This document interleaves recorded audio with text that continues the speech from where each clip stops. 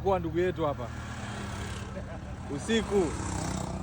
Sifa ya wanaume plate number A, gari yako lazima iwe na hook ya kuvutia ili kutoa msaada.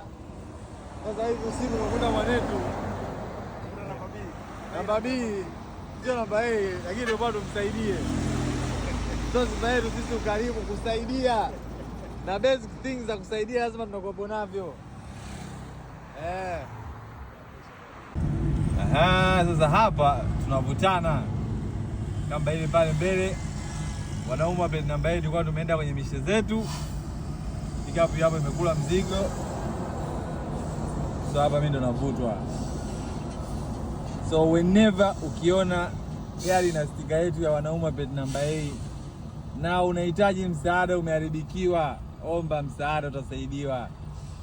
Wanaume plate number 8 ni watu wa upendo na kusaidiana.